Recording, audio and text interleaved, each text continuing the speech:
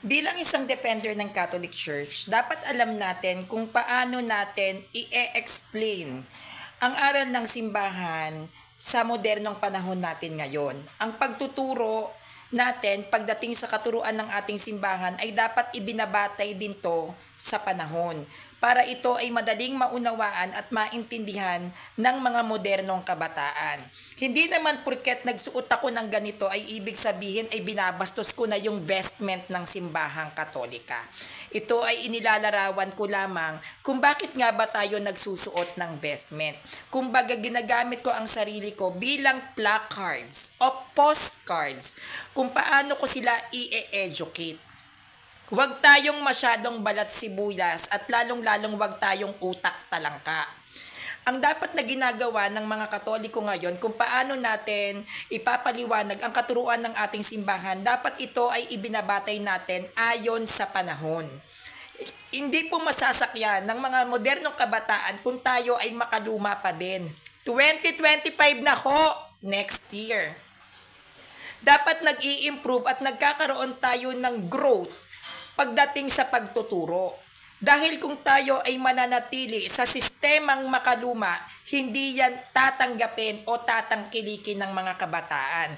Dahil sa social media, lalo na ang mga tao ngayon ay nakatutok sa social media, ang lahat ng mga palabas at nakikita sa social media, lahat ay moderno. At kakaantukan lamang ng mga modernong kabataan kung makaluma ka.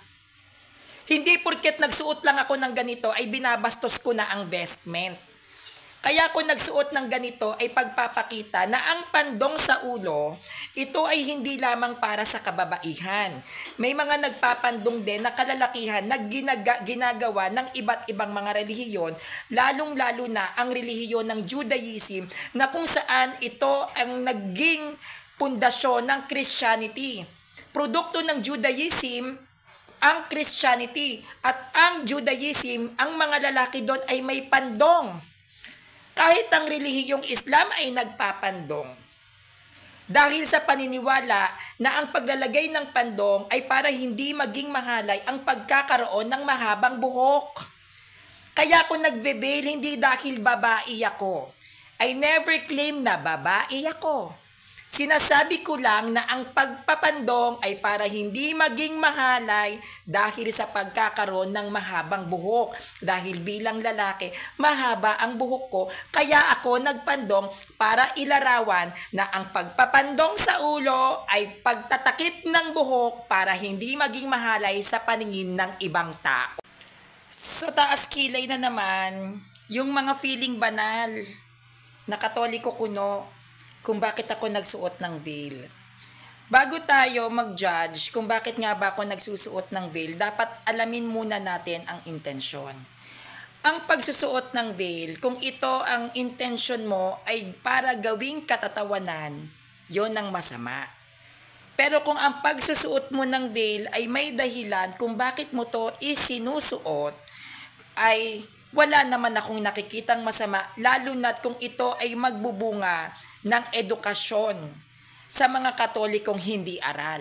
Bago tayo mag-complain at magbigay ng ating suggestion o opinion, magtanong muna tayo, bakit nga ba naka-veil ang Sanrio? Kaya ako nag-veil sa post ko at naka-veil ako ngayon, ito ay pagpapakita bilang malaking insulto sa mga protestante. Bakit? Ang aral ng mga protestante ay nagtuturo na hindi daw pwedeng magkaroon ng mahabang buhok ang mga lalaki. Hindi ba? Ang aral ng mga sulpot, sinasabi nila, ang mga lalaki pag mahaba buhok, mahalay. Ang mga lalaki pag mahaba buhok, karumal-dumal sa paningin ng Diyos. Ang mga lalaki pag mahaba ang buhok, sa impyerno mapupunta. Kasi mortal sin yan. Ngayon, kung karumal-dumal ang pagkakaroon ng mahabang buhok ng mga lalaki sa paningin ng Diyos, paano kung ako ay magsusuot ng pandong o ng tinatawag nating veil? Ang veil ay ginagamit para sa mga mahabang buhok bilang panaklob. So kung karumal-dumal pala ang mahabang buhok sa lalaki, ngayon na meron akong veil, Karumal-dumal pa ba sa Diyos ang pagkakaroon ng mahabang buhok? Kaya lang naman tayo nagkakaroon ng veil para ito ay pandong, no? Pandong ito ay sinaunang tradisyon ng simbahang Katoliko. Pero ito ay hindi naman required na kapag magsisimba ka, dapat lahat ng babae ganito, hindi. Nasa sayo yon. Dahil pwede naman tayong walang pandong. Bakit? Dahil tayo ay tinubos ni Kristo sa pamamagitan ng kanyang pagkapako sa krus. At isa sa mga tradisyon, sa mga lumang kautusan ay yung pandong na siyang isa sa ipinawalang bisa. Pero pwede naman tayong mag-veil. Nasa sayo kung mag-veil ka o nasa sayo o wala namang connection yon. Kaya ako nag-veil para ipamukha sa lahat ng sulpot na mahaba man ang buhok ng isang lalaki o maikse, basta't hindi ka gumagawa ng mortal sin, wala yang koneksyon na ang isang lalaki ay sa impyerno. Ang pagkakaroon ng pandong sa ulo ay hindi lamang ito na uukol para sa mga kababaihan. Pero ang pagkakaroon ng pandong o veil sa ulo ng isang tao, magkakaiba man ang itsura pero iisa lamang ang intensyon. Ang veil ng mga relihiyosang babae, gayto ang suot ng kanilang pandong, iba din ang pandong na ginagamit ng mga madre na kung saan hindi maaaring makita ang kanilang mga buhok. Meron ding mga pandong na ginagamit ang mga iba't ibang relihiyon katulad ng Judaism at ng Islam. Ang Islam, sila ay nagkakaroon din ng pandong sa kanilang ulo. 'Di ba? Ganon din ang mga Judaism, pag sila ay nakikipagkita sa ating Santo Papa, may mga pandong sila sa ulo. Bakit nga ba? Ang pagkakaroon ng veil o ng pandong sa ulo, ito ay ginagamit ng mga sinaunang Kristiyano upang hindi maging kahalay-halay ang kanilang itsura. Dahil kadalasan noon, ang buhok ng isang babae, lalo na't pag ito'y maganda, malakas itong makaakit o maka-attract sa lalaki na nagkokos minsan ng lust. Kaya nagiging mahalay siya sa paningin ng tao. Hindi katulad ngayon, ang kahalayan ay nakikita na sa pananamit, hindi na sa buhok. Noon kasi, sa panahon ng mga sinaunang Kristiyano, malaki ang nagiging contribution pagdating sa usapin ng kahalayan ang pagkakaroon ng mahabang buhok. Kaya ginagawa nila, sila ay nagpapandong lalo na kung sila ay pupunta sa loob ng sinagoga o ng templo para sumimba, naglalagay sila ng pandong para hindi sila maging kahalay-halay sa muka o sa itsura ng mga lalaki.